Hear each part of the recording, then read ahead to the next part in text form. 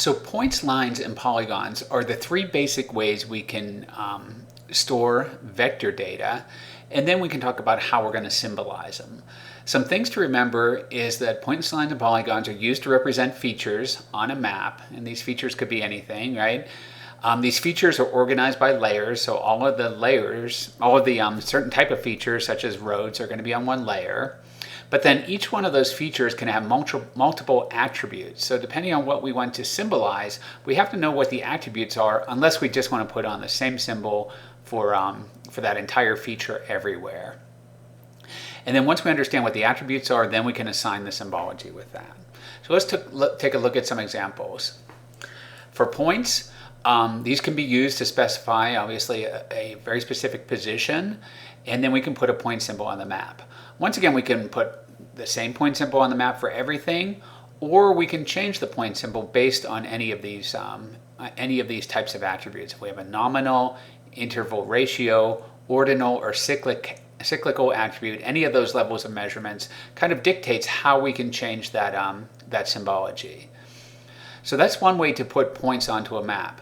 Another way that we can use points on a map for symbolization is to make a dot density map. And we'll look at that in just a moment here. Let's start with the top one here. This is a map of Bigfoot sightings, and all of the Bigfoot sightings are the same color here. They're kind of a purplish color with a bright center, and we're able to see patterns of where the Bigfoot sightings are based on the patterns we see on the map. For example, up here in Washington State, we see a lot of Bigfoot sightings. Part of that is that's the area that Bigfoot was first sighted. Another part of it is that the population density is high in this area here. So we're seeing a lot more sightings in western Washington than we are in eastern Washington. But this would be an example of just putting the same point symbol on the map for every single point of data that you have. This is a dot density map though. Although at first glance it looks very similar to the last map that we saw, this is what we can see here is that this is how much cropland was harvested, where one dot here represents 25,000 acres. And so these dots are not put specifically on a point where someone harvested one plant. They're basically put within an area randomly in order to then you can look at the map and you can see the density. You can see where there's more cropland and where there's less cropland by the patterns that you're seeing on a map. So both these are putting points on a map. This one is putting it randomly within an area to represent the density of crops throughout the entire United States by just giving our eyes something to look at, because we don't need to know exactly where each of those dots are. We just need to be able to make a pattern using those dots with this dot density mapping type approach. We could also talk about lines and how we symbolize lines on a map. Once again, we could use any of these things: nominal, interval ratio, ordinal, or cyclical. Another way lines are commonly put on a map is to show the flow. For example, showing how population is migrating from one place to another. The top maps are fairly easy to make in the software. The bottom maps take a little more finesse. So on the right here might be an example of how lines vary in color, width, and pattern based on what kind of roads they are. So with country roads, we would have a single black line like that, and we would also have a different symbol to put the road number in. The state trunk highways are a little bit thicker. For the divided state trunk highways, they illustrate that by including two lines.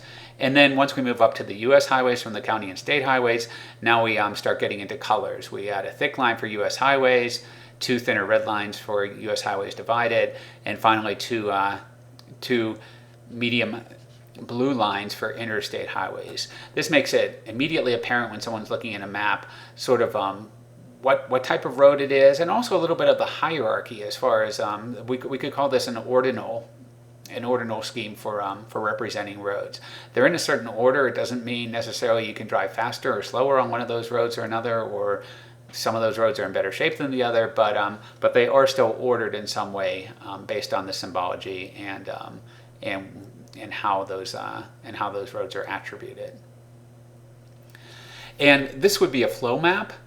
This flow map here shows the flow of slavery from Africa, and it shows that the thicker the thicker the arrows are, the higher the volume of slaves were, and also as the arrows get thicker,